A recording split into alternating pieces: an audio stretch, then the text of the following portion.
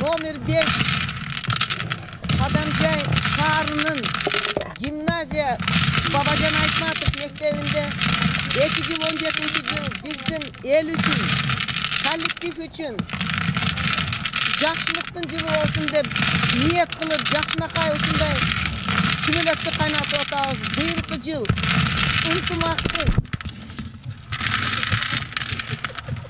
адеттин, маданияттын жылы болгон үчүн ушул биз жакшы эл үчүн, элибиз үчүн жакшы салым кошуп атабыз деп мен ойлоймун.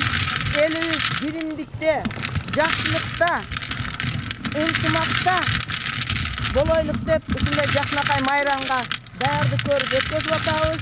Сүмөлөк салып, эли журтубуз тынч болсун, асманыбыз ачык болсун, мамлекетибиз бийик болсун.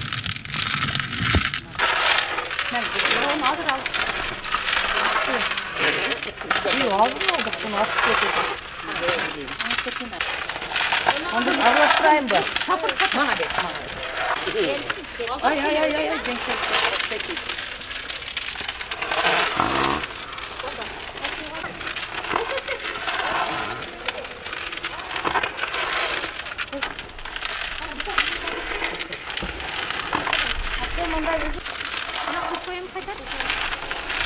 Ya direkt kaynaya versin diye. Direkt kaynaya versin tek koy.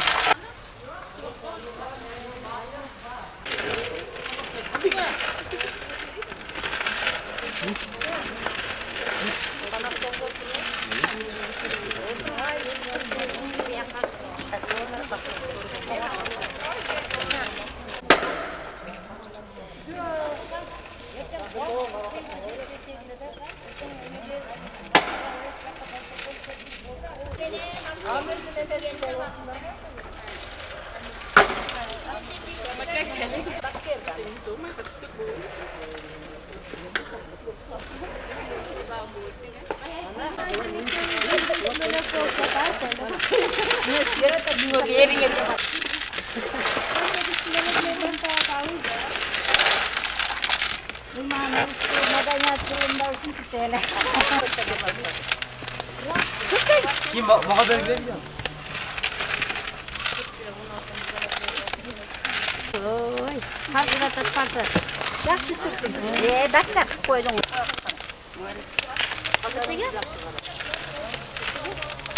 Oldu. Ye güzel yapmışsın.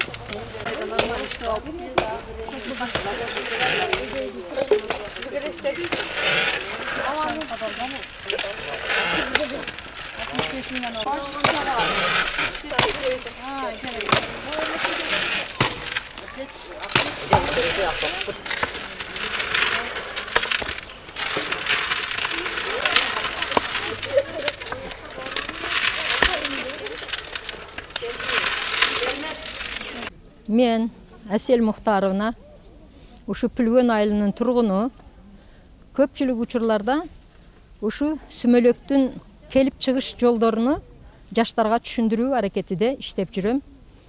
Сүмөлөк деген сөз өзү араб тилинен алынган сер малак дегенди билдирет.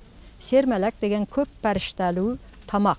Себеби дегенде Азирет Али, мана өзүңөр билесиңер, биздин азиз кадам койгон жерибизден өтүп баратканда эки баласы үйүндө калып ачка ыйлап отурганда апасы кичинекей 7 дана таш менен бир сыгым чөптү кошуп кайнатып 2 суткада сер малак деп сүмөлөк аттуу тамак пайда болгон. Ошондо балдарын тойгузуп, бунун аты сер малак болуп, көп париштанын тамагы деген ат менен бизге келип жетти.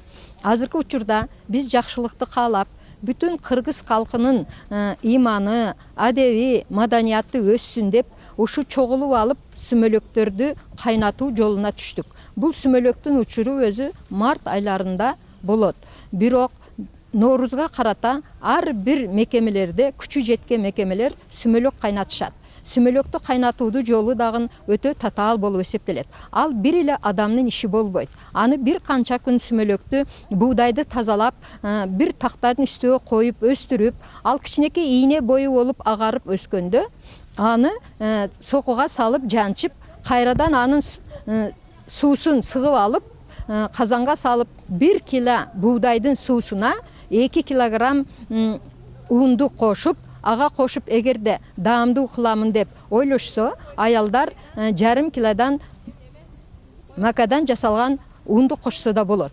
Себеби сүмөлөккө эч качан жаңгакты, өрүктү салса болбойт. Себеби жаңгактан ачуу, кычкыл даам чыккандыктан сүмөлөктөрүңөр бузулуп калышы мүмкүн. Ошондуктан сүмөлөктү кайнатуудун маалы ушул мезгил болуп эсептелет. Эгерде мындан кийин өтүп кетсе дагы, бул сүмөлөктү кайнатуу мезгилден өтүп кеткенде ачкыл жыттанып калышы мүмкүн. Сүмөлөктү желеген учурда, жеген учуруңуздарда сиздердин ичиңиздерге нур толот деген жерлери да бар. Себеби сиздердин ички организмиңер тазалоо, дарылоо касиеттери өтө көп болуп эсептелет. Ошондуктан кайнаткан сүмөлөгүңүздөр дайым жакшылык алып келсин. Биздин кыргызстандыктарга береке пейиз берсин.